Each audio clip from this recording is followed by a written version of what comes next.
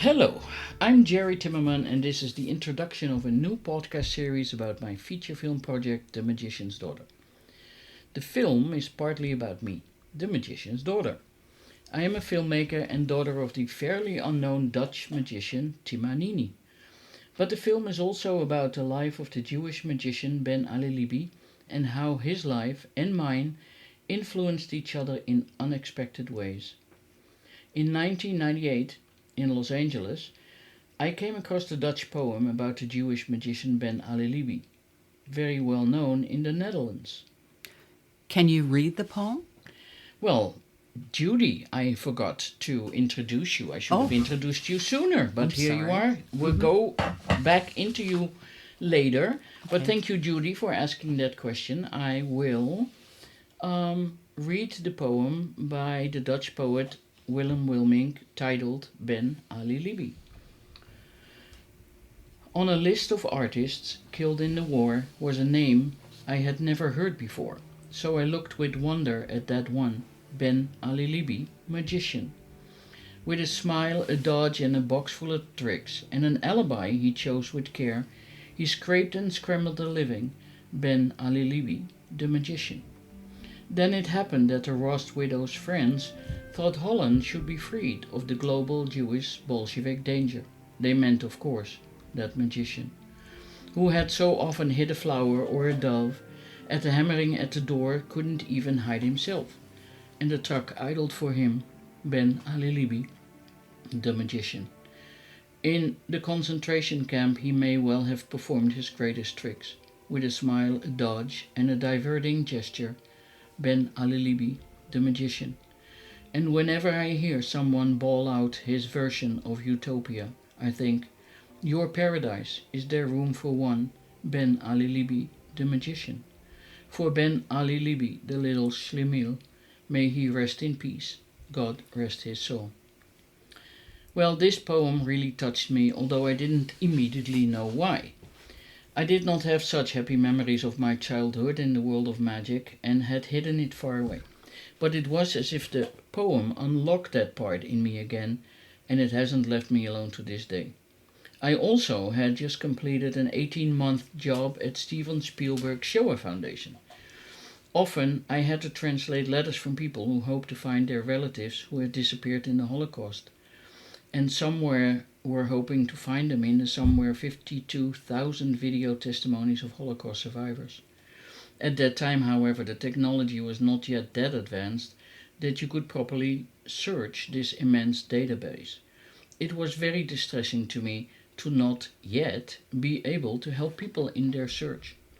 I think it was a combination of the two, and it also brought back memories of stories from my own father, who had worked in Germany for a while as a forced laborer, and sometimes did a magic trick to get extra bread from a guard. When I read the poem, I thought, did this magician really exist? Or was he one of the many missing victims who would never be found?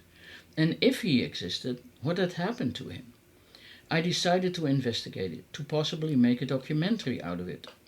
It was the beginning of a long, almost, or a little bit more than 20 years, captivating quest in which I was drawn further and further down the magic rabbit hole, and I had to overcome all kinds of challenges to discover the truth of the story. The title of this podcast will be The Making of the Feature Film The Magician's Daughter, also known as Disappearing Act. There will be episodes in English and Dutch. Today I'm sitting here with my friend and author Judy Lane, herself a second-generation Holocaust survivor and author of the book Irish Jew and Other Tales of Life in the Judy Lane. It's too long, Judy. It's too long. Anyway, you all should try to buy it somewhere. Where is it for sale? It's on Amazon.com. And maybe in Amazon UK and DE, Germany. Mm-hmm. Let's try that. Anyway, it's hilarious. I just finished it again, and it's hilarious. Anyway, Judy was also touched. I met Judy last year and I told her about the film that I've been working on, and she was touched by Ben Ali Libi's story and she agreed to be my podcast buddy for the English introduction to the podcast series today. She is going to play today the American Devil's Advocate and put her questions and possibly your submitted questions to me. I might find along this trip some other people that will take Judy's place again, depending on my location. And then they will ask your questions or their questions. But now first, one of the funniest women I know. Judy, please introduce yourself. Thank you, Gerrie. As you said, I am the published author of Life in the Judy Lane. Actually, it's The Irish Jew and Other Tales of Life in the Judy Lane, because that was my syndicated column that I did for many years, a humor column, Life in the Judy Lane. And Gerrie, I was immediately captivated by your story about the daughter and the magician, and the fact that there was a Jewish magician, Ben Ali Libi, and that you were going to make a film about it. I'm curious what you'll discover and how you're going to manage to make a feature film about this. In addition, I or my successors will collect questions from listeners and present them to you, if that's okay. Oh, okay. At the moment, we're in Vista, California. For those of you who don't know, that's in North San Diego County. Gerrie is crashing here with my lovely other half, Dale, and myself. So my first question to you, Gerrie, is where did you come from on your trip? And tell us, what are we going to discover in this podcast series? Well, by now I have been here in the States 4 weeks, and I've been traveling starting in Portland, Oregon, and the Dutch introduction podcast talks a little bit about that. And so I'm basically came here with almost no money.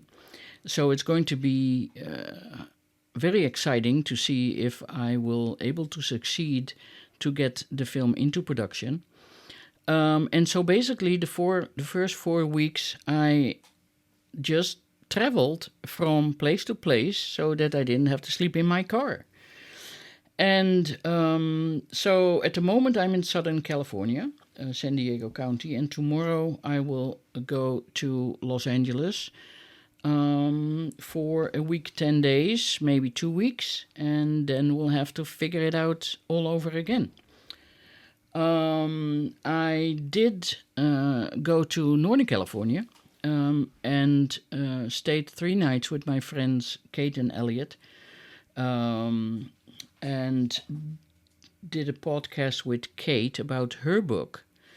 And Elliot, who was a brilliant composer who did my demo many, many years ago, the music for my demo. And so he edited that podcast, so you'll be able to see it on YouTube, but you also can hear it in all your podcast platforms, probably this week.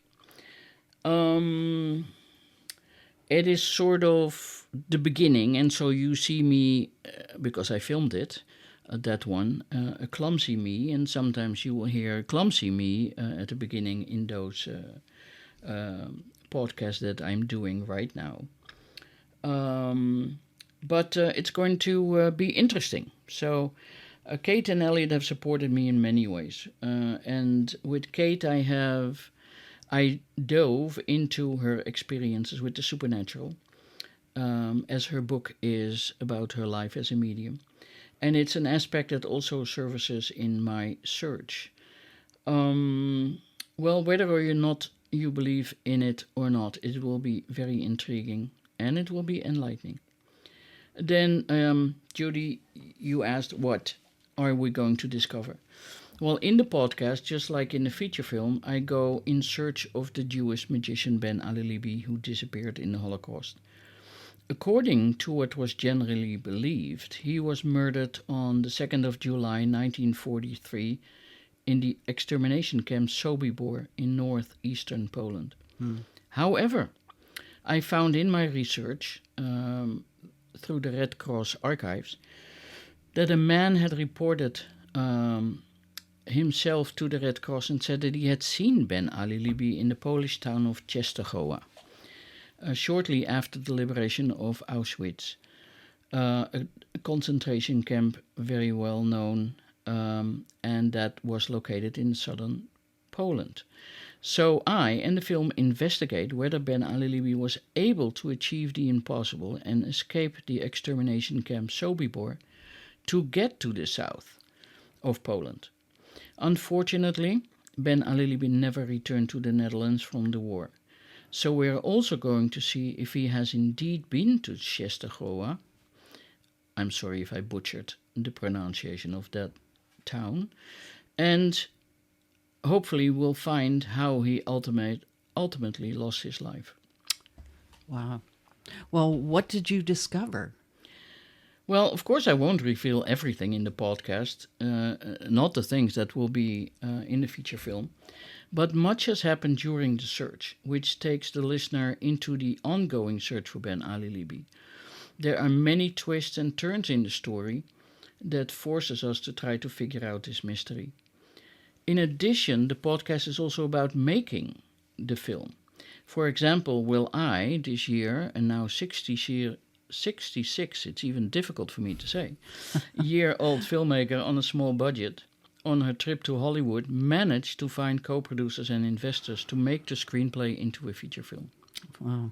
Well, it's a very exciting story in itself. How are you going to handle this? Well, in 1996, after a divorce and losing my business, I went to the United States with $2 to try to fulfill my childhood dream of becoming a filmmaker in Hollywood. And very naively I said, I will find a job in 6 weeks. And even Americans said, Americans don't even find a job in a year. So that was very optimistic.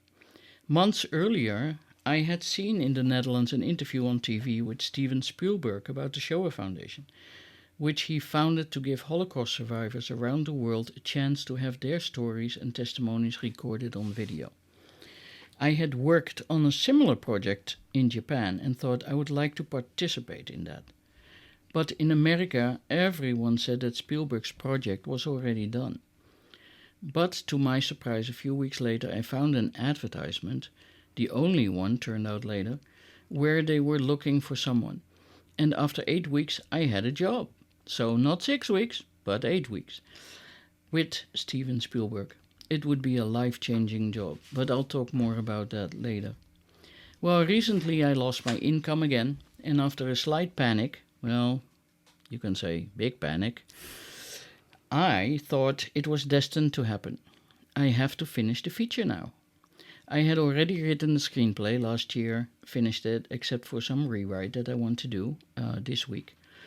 And I thought, I've been lucky before, and I crossed the ocean in good faith, so why not do it again? Let's, find some more magic. And now I'm turning up the tension a bit and taking the listeners with me to see if it works again, or if I fail, which is, of course, still a possibility. Now I'm in the US for 4 weeks, and I'm running out of money, for example. How am I going to fix this? And how do I get to Hollywood on a shoestring? Well, what else can we expect from you in the podcast? Well, we go wide to make the podcast as accessible as possible to all kinds of listeners. We interview archivists, film technology experts, magicians, and contemporary wizards who can move between the various worlds. But we're also trying to reach out to producers in Hollywood who have previously expressed interest. People like Barbara Streisand and Jason Alexander from Seinfeld. No small task either. I'm putting the bar as high as I can. Furthermore, all kinds of subjects are discussed that have been touched upon in the research phase of the film, and that are sometimes worth the film in themselves. But not everything will fit into the feature film. Hence the podcast. And so we will do history topics about World War II and Holocaust history. We'll dive into magic and Jewish artists in World War II and what happened to them. We look at video testimonials from Holocaust survivors, from the traditional video from like more than 20 years ago to today's interactive conversational videos, where even controversial AI is discussed. The development of film technology, it spans also 20 years, and how did film become video? And how it became important, this technology, in the making of this film. It will actually be very important. We will dive into how you make a movie from idea to screenplay. A documentary, which actually was made in Holland about Ben Ali Libi, and how do you get from that to feature film? How do we use film or video in the recordings, or even archival footage in a feature film, which all is more possible with new technology. Research, we'll dive into research. From the time without Google, I had to go into attics and dive into old carton boxes, and how do we do research now? It's very interesting that I did research, and it took me a few years to get something that took a researcher a couple of years ago 10 minutes to find online. Anyway, we're talking about composing film music and so much more. We talk about the art of magic. We interview magicians who helped with the film. We're telling stories through a magic trick. How do you do that? And then we dive into real magic, about Egypt, Hermetics, all combined and influenced magic as we know it now. And we will look into coincidences. Is something a coincidence, or was it meant to be? And is there a world besides this one? Maybe a little bit far, but it's still exciting. And so we will dive into all kinds of main and side branches in the magic rabbit hole. And of course, I'll take you with me on the continued search for the Jewish magician, Ben Ali Libi. Now, Judy, do you have any more questions? Because I keep on talking forever. No, I'm fascinated by where this is going to go and what you're going to discover. I think it's going to be very intriguing and interesting. Well, thanks so much, Judy. And can I put you on the spot? Uh-oh. I read your book, and you have led a fascinating life. But your father was a Holocaust survivor who lost most of his family except for his sister in the Holocaust. And there's not always been enough emphasis on second-generation Holocaust survivors. And I would love to interview another time and talk about that, if that's okay with you. Yes, and I'm going to give you a little tidbit, since you said that you don't even know. Okay. I haven't even told you. I've known you for a year, but it seems like 10 years. We really clicked, and I think I know why. There's so many reasons, but one of them is we may have to employ Kate for this. But there has been some thought, my brothers and I were talking, that my father was related to Harry Houdini. Wow, now we might have to employ Kate for that. And that's very interesting, because I actually have done some research. And as a child, I was fascinated by Houdini. Mm-hmm. And so I did do some research in the beginning to Houdini. So I think that's an episode in itself. I'm looking forward to that. And I think the listeners will too. Yeah. So. And we might have to do that then on camera, and we'll show some pictures maybe of your father. Oh, and the family. Maybe that is a good idea. Yeah, I'll get my hair done. So will I. Anyway, not in our pajamas today, but not for the viewer. No. Acceptable. Well, thank you so much, Judy, and I'm looking forward. So welcome. Thank you. All right. Okay. Bye-bye. Goodbye.